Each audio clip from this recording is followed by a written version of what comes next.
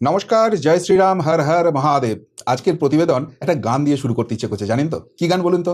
বড়ে अच्छे लगते हैं ये धरती, ये नदिया, ये रहना और तुम। কেন ভালো লাগবে না বলুন তো? সেই 2017 সাল থেকে এই মমতা ব্যানার্জি, এই অভিষেক ব্যানার্জি ব্যক্তিগতভাবে যে চূড়ান্ত রকমের হেনস্থা, অত্যাচার, মানসিক নিপীড়ন আমার উপর করেছে, আজকে সেই অভিষেক ব্যানার্জি, সেই মমতা ব্যানার্জির এই হাল দেখতে পাচ্ছি। হাল বলা ভুল, একদম বেহাল অবস্থা। কি বেহাল অবস্থা! দিদিমণির ফ্লপ শো হচ্ছে, সঙ্গে 5জন বিধায়ক, সাংসদও তার আর কেউ নেই। ভাইপো ওখানে একদম ভয়ে লুকিয়ে আছে, যে কোনো দিন যে কোনো মুহূর্তে গ্রেপ্তার হবে। শুধু দল যাচ্ছে না, দল থেকে তারা বহিষ্কৃত হয়ে যাচ্ছে, দলের প্রতীক চলে যাবে, রেজিস্ট্রেশন চলে যাবে। আর এইসব নিয়ে যখন মাথা খারাপ হয়ে যাওয়ার অবস্থা, তখন দিদিমণির নিজের পরিবারের মধ্যে ভাঙন। এতদিন ভাইপোকে তুলতে গিয়ে পরিবারের যে সদস্যরা ডিপ্রাইভড হয়েছে বলে মনে করছে, তারা এবার দিদির সঙ্গে ছাড়তে চলেছে, এবং তার ফলে মমতা ব্যানার্জির পরিবার এবার আড়ি ভাঙার মুখে চলে আসছে।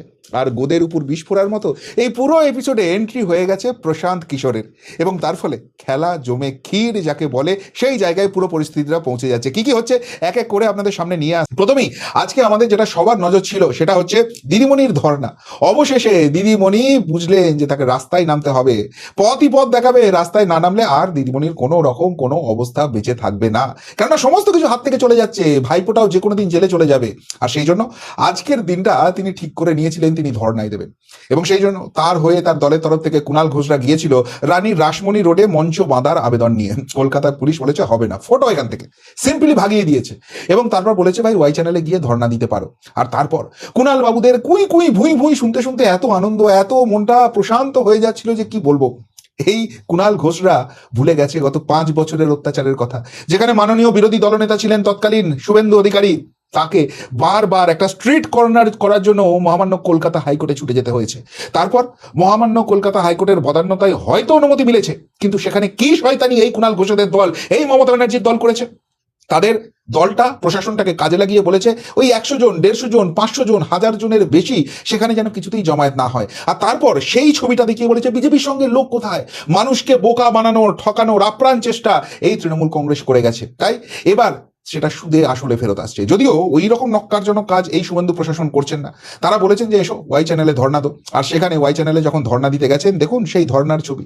মমতা ব্যানার্জির সঙ্গে মেরে কেটে 10 জন বিধায়কও নেই, 5 জন সাংসদও তার সঙ্গে নেই। এবং এই যে ছবিটা দেখছেন, এটা আজকের এখনকার ছবি। মুহূর্তে মুহূর্তে মুহূর্তে মুহূর্তে যেরকম ডেভেলপমেন্ট হচ্ছে, এরাও শেষ পর্যন্ত সঙ্গে থাকবেন কিনা সন্দেহ রয়েছে। একদিকে তো এদের যে সীমাহীন দুর্নীতি রয়েছে, তার জন্য জেলে যাবার আতঙ্ক এদেরকে তারা করছে, যে কোনো দিন যে কোনো মুহূর্তে যে কেউ অ্যারেস্ট হয়ে যেতে পারে। অন্যদিকে যেভাবে দল ভারী হচ্ছে বিদ্রোহীদের, সেখানে আর লুকো ছাপার কোনো জায়গা নেই। সকলেই একে একে একে একে সেই শিবিরে চলে যাচ্ছে। মমতা ব্যানার্জির হাতে তাহলে কে রইলেন? অনেকেই বলছেন ভাইপো। আরে ভাইপোও থাকবে না, ভাইপোকেও তিহার জেলে যেতে হবে। মমতা ব্যানার্জির হাতে বাটি ছাড়া এখন কিছু নেই। যে কথাটা আমি গতকাল থেকে বলছি, মমতা ব্যানার্জি যদি বুদ্ধিমতী হন, তাহলে কালীঘাট মন্দিরের কোন জায়গাটায় বসলে সব থেকে বেশি মুনাফা পাবেন, সেই জায়গাটা ঠিক করে নিন। শুভেন্দু প্রশাসন সেটার ব্যবস্থা করে দেবেন। এর বাইরে মমতা ব্যানার্জির রাজনৈতিক জীবনে আর কিচ্ছু পড়ে নেই, কিচ্ছু পড়ে নেই, কিচ্ছু পড়ে নেই। আজকের ফ্লপ শো দেখে সেটা আরো বেশি স্পষ্ট হয়ে গেছে। আরে মমতা বন্দ্যোপাধ্যায়ের জনভিত্তি তো সেই দিন শেষ হয়ে গেছে যেদিনকে ভোট লুট করে মমতা ব্যানার্জি জেতা শুরু করেছে। মমতা ব্যানার্জির জনভিত্তি সেই দিন শেষ হয়ে গেছে যেদিনকে ভয়ে ফলতায় প্রচারে যেতে পারেনি। মমতা ব্যানার্জির জনভিত্তি সেই দিন শেষ হয়ে গেছে যেদিনকে হাইকোর্টে গিয়ে চোর চোর স্লোগান শুনে ল্যাজ গুটিয়ে পালিয়ে গেছে। মমতা ব্যানার্জির জনভিত্তি সেই দিন শেষ হয়ে গেছে যেদিনকে ভাইপো অভিষেক মার খাচ্ছে, নিজের দলের গটাপ কেস হোক, কিন্তু সেখানে অব্দি পৌঁছতে পারেনি। আর সেই মমতা ব্যানার্জি এসে দাঁড়াবেন, তার হাত থেকে দল চলে যাচ্ছে, প্রতীক চলে যাচ্ছে, রেজিস্ট্রেশন চলে যাচ্ছে, আর তাকে দেখে মানুষ আবার দিদি মা করে চিৎকার করবে না। সেই দিন শেষ হয়ে গেছে, মানুষ আর বোকা বনবে না। মমতা ব্যানার্জি রাজনীতি শেষ শেষ শেষ, সেটা আজকে ওয়াই চ্যানেলে একদম স্ট্যাম্প পড়ে গেল। কিন্তু এখানেই সবকিছু শেষ হয়ে যাচ্ছে না। মমতা ব্যানার্জির জন্য আরো অনেক কিছু অপেক্ষা করছে। কি অপেক্ষা করছে? টিএমসি এমএলএ 50 জনের সই সম্পন্ন ঋতব্রতকে দলনেতা করেই তৈরি হচ্ছে আসল তৃণমূল। আসলে এখানে যে 50 জন এমএলএর কথা বলা হচ্ছে, এই 50 জনের সাইন অলরেডি হয়ে গেছে, কিন্তু সংখ্যাটা মুহুর্মুহু বাড়ছে। কেননা গতকাল থেকে দফায় দফায় বিভিন্ন জায়গায় বৈঠক চলছে এই বিদ্রোহীদের। এরা একটা জিনিসে বুঝে গেছে যে এই দলটার রাশ যদি মমতা ব্যানার্জির হাতে থাকে, সেটা অভিষেক ব্যানার্জির হাতেই আলটিমেটলি থাকবে। আর তাহলে যেভাবে চাকর বাকরের মতো এদের সঙ্গে ব্যবহার করা হয়, যেভাবে দুর্নীতি করা হয়, সেটা আরো মাথাচাড়া দেবে। এই একটা সুযোগ পেয়েছে এই পাপগুলোকে বিদায় করার জন্য। সেই জন্য প্রথমে মধ্যমগ্রামে এক নেতার বাড়িতে বৈঠক হয়। সেই বৈঠক সাকসেসফুল হয়েছে, সেখানে কিন্তু ক্রমশ জনসমর্থন বেড়েছে। আর তারপর সেটা হয়ে যাওয়ার পর, রেসপন্স পজিটিভ আসার পর আর কোনো লুকোছাপার কোনো ব্যাপার ছিল না। সল্টলেকের বিভিন্ন হোটেলে দফায় দফায় বৈঠক হয়েছে। বিভিন্ন জন যারা এখনো এই গ্রুপটার মধ্যে ঢুকতে পারেনি, তারা ভিডিও কলে, তারা বারবার হোয়াটসঅ্যাপ কলে যোগাযোগ করেছে এবং সেই সংখ্যাটা বেড়েছে। এবং শেষে এরা এতখানি ডেসপারেট হয়ে গেছে যে এমএলএ হোস্টেল সেখানে গিয়েও ওপেন মিটিং হয়েছে। মমতা ব্যানার্জি ভাবছিল যারা তারা একদম সাদা, একদম নিজের লোক, তারা অবধি মমতা ব্যানার্জিকে ঘেঁচু দেখিয়ে দিয়ে সোজা ওই বিদ্রোহী শিবিরে চলে গেছে। ফলে যেহেতু সেই সংখ্যাটা বাড়ছে, তার ফলে এরা কিন্তু একটু সময় নিচ্ছে। এই সংখ্যাটা 50 অফিসিয়ালি বলা হচ্ছে, কিন্তু এখনো এর থেকে অনেক বড় সংখ্যা এখনো ওয়েট করে আছে এবং যেটা হবে সেটা মমতা ব্যানার্জি, অভিষেক ব্যানার্জির চিন্তার বাইরে। কিন্তু এর মাঝখানে একটা বিষয় নিয়ে সকলেরই চিন্তা হচ্ছে, সেটা হচ্ছে এই যে ঋতব্রত ব্যানার্জি, যিনি হচ্ছেন এই শো কল বিদ্রোহীদের নেতা, যিনি পশ্চিমবঙ্গের একনাথ শিন্ডে হচ্ছেন, যার হাত ধরে এই আসন তৃণমূল হবে, তিনি ঢংটা করছেন কেন? বলছেন যে একদম কোনো তালিকা ফালিকার কোনো ব্যাপার নেই, তিনি শুধুমাত্র তার নিজের এবং সন্দীপন সাহার দায়িত্ব নিতে পারেন। আসলে আসলে এখানে একটা বড় খেলা হয়ে গেছে। তার কারণ হচ্ছে যে এমএলএরা যখন এরকম এক কাট্টা হয়ে গেছে, এক জায়গায় চলে এসেছে, মমতা ব্যানার্জিকে ঘাড় ধাক্কা দেওয়ার প্রস্তুতি শুরু হয়ে গেছে, ফলে মমতা ব্যানার্জির সঙ্গে থাকলে যে বিপদটা আরো বাড়বে সেটা এমপিরাও বুঝছে। ইতিমধ্যেই দিল্লিতে গিয়ে 20 থেকে 22 জন এমপি তারা দরবার করে বসে আছে। প্রয়োজন হলে তারা সেখানে একটা ফ্র্যাগমেন্ট বার করে নেবে, একটা ফ্র্যাকশন বার করে নিয়ে আলাদা নির্দল হিসেবে বসবে, কিন্তু মমতা ব্যানার্জির দলের প্রতীকে আর বসবে না, সেই কথা হয়ে গেছে। কিন্তু সেখানে আরো ডেভেলপমেন্ট আসছে। এমএলএ এমপিদের এই সংখ্যাটা দেখে যেসব এমপিরা এতদিন জল মাপছিল, তারাও এখন ওই বিদ্রোহী শিবিরে নাম লাগাতে বসেছে। এবং ফলে সংখ্যাটা এখনো অবধি যেটুকুনি আমাদের কাছে খবর আসছে, 35 থেকে 37 জনে পৌঁছে গেছে। তৃণমূল কংগ্রেসের 42 জন এমপির মধ্যে নাকি 35 থেকে 37 জন এই বিরোধী শিবিরে রয়েছে। সংখ্যাটা আরও বাড়তে পারে। তাহলে মমতা ব্যানার্জির হাতে পেন্সিলও নয়, বাটি ছাড়া আর কি পড়ে রইল? এবার কাহানিমে একটা মহা টুইস্ট চলে এসছে। সেই টুইস্ট হচ্ছে যে ঋতব্রত ব্যানার্জিকে ফোন করে দিয়েছেন প্রশান্ত কিশোর। প্রাথমিকভাবে যখন ফোনটা এসেছিল আমাদের কাছে, যে খবরটা এসে পৌঁছলো, সেটা হচ্ছে বোধহয় এই ভাঙনটাকে রোখার জন্য দায়িত্ব দিয়েছেন প্রশান্ত কিশোর। কারণ আপনারা জানেন যে অভিষেকের সঙ্গে এই প্রশান্ত কিশোরের খুব ভালো সম্পর্ক। অভিষেকের হাত ধরেই প্রশান্ত কিশোর পশ্চিমবঙ্গে এসেছিল আইপ্যাককে নিয়ে, এবং তারপর যখন প্রশান্ত কিশোর আইপ্যাক ছেড়েও দেয় এবং ভাইপো গাড্ডায় পড়ে যায়, মনে আছে একটা সময় খুব রব উঠেছিল ভাইপো যে কোনো মুহূর্তে অ্যারেস্ট হয়ে যেতে পারে, অভিষেককে যে কোনো মুহূর্তে তিহার জেলে তুলে নিয়ে যেতে হবে, এবং সেই সময় রাহুল গান্ধীর পা ধরতে ছুটেছিল এই অভিষেক ব্যানার্জি, তখন তার সঙ্গে ফ্লাইটে সঙ্গী হয়েছিল এই প্রশান্ত কিশোর। ফলে সেই প্রশান্ত কিশোরের ফোন যখন আসছে তখন জল্পনা বাড়ছে, তাহলে এই ক্রাইসিস মোমেন্টে ক্রাইসিস ম্যানেজার হিসেবে প্রশান্ত কিশোরকে কি মমতা বন্দ্যোপাধ্যায়, অভিষেক বন্দ্যোপাধ্যায় আবার অ্যাপয়েন্ট করলেন? এবং সেই জন্যই কি প্রশান্ত কিশোরের ফোনটা এলো ঋতব্রত ব্যানার্জির কাছে, যে বুঝিয়ে সুঝিয়ে ঋতব্রত ব্যানার্জিকে আবার তৃণমূলে ফেরত নিয়ে আসা, মমতা ব্যানার্জির হাত থেকে সমস্ত কিছু কেড়ে নেওয়া, আটকানো? কিন্তু না, ডেভেলপমেন্ট এখানে আরো মারাত্মক আসছে। সেটা হচ্ছে প্রশান্ত কিশোরের সঙ্গে মমতা ব্যানার্জি, অভিষেক ব্যানার্জি কোনো যোগাযোগই হয়নি। তাহলে প্রশান্ত কিশোর কেন ফোন করলো? তাহলে এই যে বিরোধী অংশ থাকছে তার সঙ্গে প্রশান্ত কিশোর জুড়তে চাইছে হয়তো, হ্যাঁ, কিন্তু সেটা একটু অন্যভাবে। কিভাবে? আপনারা জানেন যে এই প্রশান্ত কিশোর যখন জন সুরজ পার্টি করেছিলেন বিহারের ইলেকশনের আগে, সেখানে প্রচুর টাকা ইনভেস্ট করেছিলেন, কিন্তু আলটিমেটলি তার ফ্লপ শো হয়েছে। রাজনীতির ময়দানে তার দ্বারা আর কিছু হবে না। ফলে তিনি ওই যে রাজনৈতিক পরামর্শদাতা হিসেবে টাকা কামাতেন, ওটাই তার ভবিতব্য, এটা প্রশান্ত কিশোর বুঝে গেছেন। তাহলে এবার এই যে আইপ্যাকটা রয়েছে, প্রশান্ত কিশোর যাওয়ার পর সেটার ছন্নছাড়া অবস্থা রয়েছে। অভিষেকের চুরির টাকা, কয়লার টাকা এইসব ঢুকিয়ে এদের যে প্রতীক জৈন ফৈন ছিল তাদের হালত খারাপ। ফলে এই যে আইপ্যাক ব্র্যান্ডটা আছে, এটাকে নতুন করে প্রশান্ত কিশোর আবার নাকি ঢুকতে চাইছে। এবং যেহেতু ঋতব্রত ব্যানার্জিরা নতুন একটা ফ্র্যাকশন তৈরি করছে, নতুনভাবে একটা তাদের রাজনৈতিক পথ চলা শুরু হচ্ছে তৃণমূলের সমস্ত কিছু কেড়ে নেওয়ার পর, তাহলে তাদের একটা পলিটিক্যাল গাইডেন্সের জায়গা আছে। সেই জায়গাটাই খুব সম্ভবত আইপ্যাককে নিয়ে আবার প্রশান্ত কিশোর ঢুকতে চলেছে, এবং এই প্রশান্ত কিশোরের আইপ্যাক এদের সঙ্গে কাজ করবে, এরকম কোনো একটা আলোচনার জন্যই খুব সম্ভবত ফোন এসেছিল। এমনটা কিন্তু মিডিয়াতে রীতিমতো জল্পনা শুরু হয়ে গেছে। শেষ অবধি কি হবে, যদি হয় এরকম ডেভেলপমেন্ট, সেটা তো মমতা ব্যানার্জির জন্য আরো খারাপ খবর আসছে। ফলে ফলে মমতা ব্যানার্জির হাতে কিন্তু ওই আবারও বাটি ছাড়া আর কিছু পড়ে থাকছে না।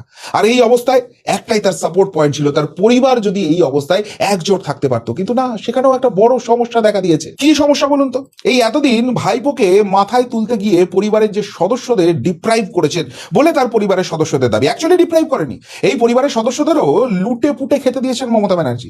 এই পশ্চিমবঙ্গের যতগুলো ক্রীড়া সংস্থা আছে তার মাথায় হয় এই বাবুন ব্যানার্জি অথবা অজিত ব্যানার্জি তাদেরকে বসিয়ে দিয়েছে।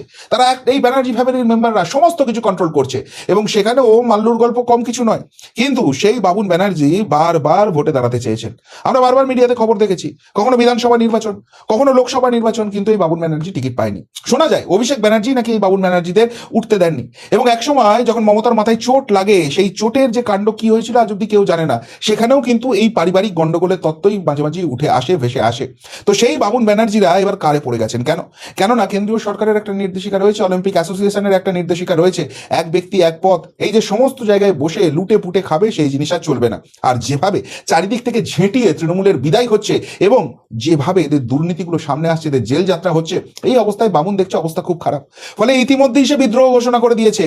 তার মুখে প্রাক্তন ক্রীড়ামন্ত্রী অরূপ বিশ্বাস, প্রাক্তন দমকল মন্ত্রী সুজিত বোস, তাদের নামে শুধুই শুধুই অভিযোগের পর অভিযোগ। তারা গদ্দারি করেছেন, তারা ক্ষতি করে দিয়েছেন, সেই সব কথা শোনা যাচ্ছে। এবং তার সঙ্গে কি শোনা যাচ্ছে, নতুন যিনি মুখ্যমন্ত্রী হয়েছেন সেই মাননীয় শুভেন্দু অধিকারী, নতুন যিনি ক্রীড়ামন্ত্রী হয়েছেন সেই মাননীয় নিশীথ প্রামাণিক, তাদের সঙ্গে বাবুন ব্যানার্জি কাজ করতে অতি উগ্রীব। এবং দেখুন, এই জায়গায় বাবুনের কীর্তিকলাপ তো ময়দান খুব কম জানে এরকম তো নয়, অনেক কিছুই সেখানে বেরোনোর আছে। কিন্তু একটা জায়গা হচ্ছে যে মমতা লেজে গোবরে হয়ে গেছে। অভিষেক জেলে যাওয়ার ভয়ে ঘরে কুঁকড়ে ঢুকে বসে আছে, মানুষকে ফেস করার ক্ষমতা নেই তার। মমতার হাত থেকে প্রতীক চলে যাচ্ছে, নিজের ভাইপোকে আর নেতা বানানো হবে না। এই অবস্থায় মমতার পরিবারের মধ্যে যদি বিদ্রোহ শুরু হয়, মমতার পক্ষে কিন্তু পুরো জিনিসটা সামাল দেওয়া আরও মারাত্মক হয়ে যাবে, আরও তার টেনশন বেড়ে যাবে এবং আরও মমতা ব্যানার্জি ঘেঁটে যাবে।